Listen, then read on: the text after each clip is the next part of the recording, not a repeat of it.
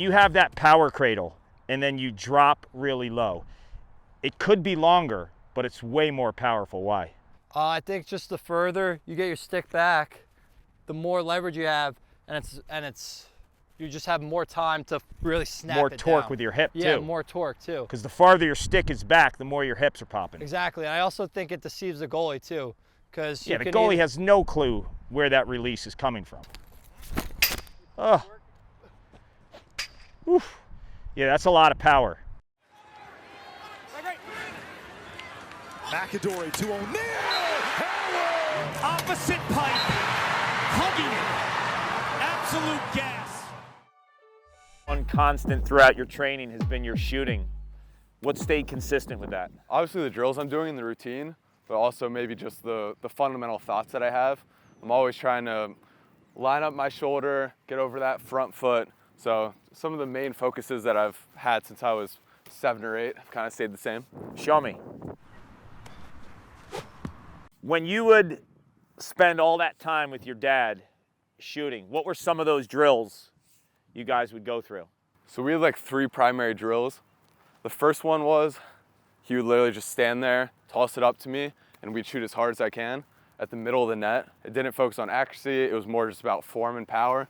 So he would stand there, toss it up, I'm shooting at the middle of the net, getting that front foot over, and then that was all for velocity and power? Yeah, and form. Nothing accuracy-wise? Yeah, nothing accuracy and then form.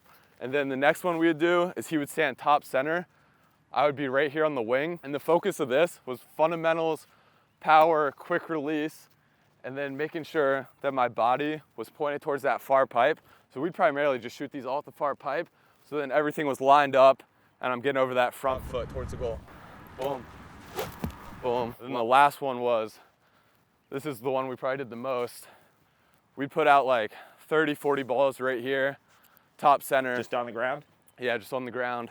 I'd pick them up and go top left, top right, bottom right. And this would work on all the things that we worked on prior together. And it'd be accuracy, power, form. Gotcha. So each drill kind of dovetails into the next one. Yeah, exactly. I like that a lot.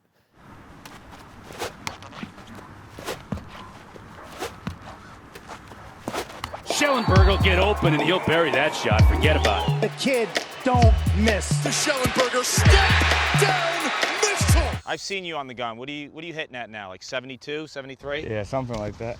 I think the fastest I hit's like 103 at a camp one time. You know, you and I talked about your shooting. That was one area that you wanted to really get better. Yeah. What have you done? So freshman year, no one really had a scout on you. You were able to kind of come off here, flatline it, and just end up shooting it over the top. Now it's about finding the space and changing your plane. Exactly. So when I get to here and I'm in a position where they're not sliding, but I can't get the shot off right away, but I have him on my hip still, kind of creating that little extra separation, stepping away, and then finding that far pipe. So you want to get your hands away from your body, you mentioned? Yeah, I think a little bit working on my torque. How about when you develop this outside shot, what would be a good counter move? I think kind of the hitch a little bit, maybe getting underneath. But the other thing I want to work on is when I start to do that, that's where my tendency comes in to kind of hitch, and then I drop my hand here. Gotcha. I want to work on keeping those hands up a little bit. You drop your hands, you probably drop your shoulder, you probably shoot high. Yeah, drop my hand here to drop to kind of probably shoot high or wide. Yeah. So a defender flies out you there, then you have options. Then keep it up. So something I got to work on, but it's a work in progress. Dude, you're a sniper. Pressure's on. Cherry on top. I'm dropping like a Steph Curry 3. Feel it. Oh. Oh! That's not even edited. Oh!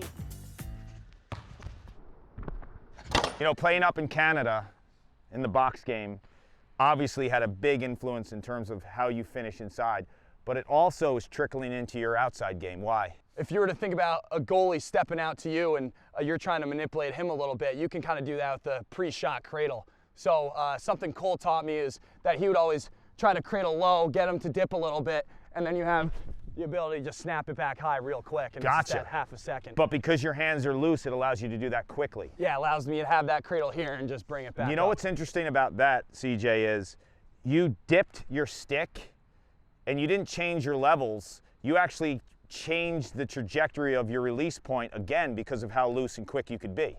So you have the stick high, you went low, right? And then you went back high. Uh-huh. Yeah. Yeah, and So it's a lot only of players second. like to, once they change their levels in terms of where the head of their stick is, that's when they change the level of the shot. You're actually doing it twice. Yeah, well, it's just where kind of catch the ball, honestly, is where that really comes from. So if you were to throw it to me high, that's where that brings in like the double one where I'm here, Yep. and back high. But if you were to throw it to me low, I can go low, high, Yep. back low. So just try to change it up however I want. So for you, your outside shot, what's critical? In order to like fool the goalie, I can't shoot 100, 105 miles per hour like some of the bigger guys. So I got to work a lot to get the ball past the goalie with deception and accuracy. I try to use my like shoulders and like how high my body is. If I want to kind of shoot near side top right, a lot of what I'll do with my body is lower my shoulder and lower my aiming point to that bottom left corner and keep it there until the last second. You kind of, like a golf swing, kind of sweep up to the right corner. So the deception, from a goalie's perspective, they look at your foot and your shoulder and they think you're going far or lower corner. Yeah, try You'll to give it to them the opposite. kind of use your eyes, your body, and your shoulders to like tell a story.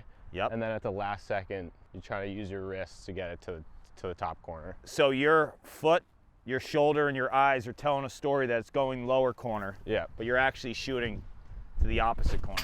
Yeah.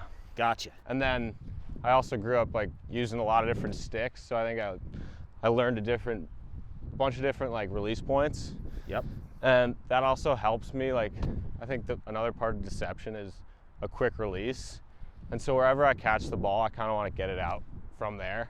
I don't want to catch, like, maybe get a bad pass down here. I don't want to take the extra second to bring it back up to that sweet spot. No wasted time, no wasted- wasted movement. Exactly. So I think, like, if this is a clock, you want to, wherever you catch it on the clock, you want to be able to release it from. If there's one thing young players could take away is ball in and out of your stick.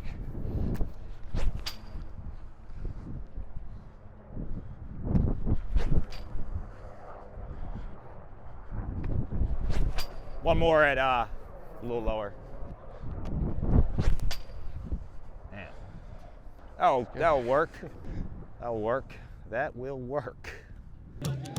Here's Mackesy, hands free, and he's got his second. Who's great at the outside shot? Coulter Mackesy. What a shot to the. How would you say your mid-range game is as a shooter? It's definitely something I could work on. What have you been doing to work on it? Just trying to take as many shots as I can in practice. I think that, like, Let me see it. as an attackman, you kind of get this shot maybe once a game, twice a game. So I'm here, I'm gonna try and buy a spot, boom, and I'm just shooting that thing low. You lefty or righty? I'm a righty, When I see that first shot, I had to ask you that question. yeah. The second shot, not so much. I feel like if you can be a dangerous shooter from, say, 10, and you can sell the outside shot in upfield, it will increase all of your downfield dodging. So when you catch that ball, I think that you need to have your feet and your hips upfield and then jab step hard to go lefty on the run. Yeah, no one's gonna stop that. Oh. Yeah, the one thing I would love for you to do is have your hips and your feet upfield as much as you can, because then the defender's going to come at you here, and that's going to give you more room on the split. Yeah. So they're thinking outside shot here, bam, done. That's a goal every time. One weakness, what do you think it is? I don't know. Outside shooting. Yeah, watched that's the some of gimme. it. That's Yeah. the gimme. Well, if it was the gimme, why didn't you tell me? It's so like it's just the thing I've always had to work on.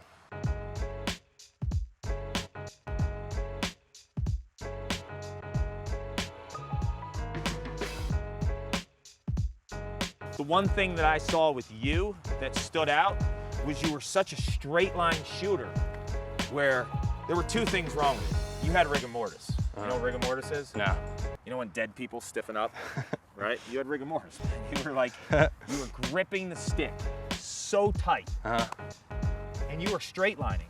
So we're gonna do two things. We're gonna loosen you up, we're gonna take a deep breath, and then the second thing is, we're gonna turn that foot just a smidgen. So now, stick has to be back, hips have to be. Make sense? Yeah, that makes a lot of sense. Are you gonna rep this out? Absolutely. On your own? Yeah. Good. I'm going to be so proud of you this season if I see you on the point in a game, catching the ball there and stinging it with your foot rotated just a bit. We've got to end on a good one here. Show me something, man. We don't end unless we sting a corner.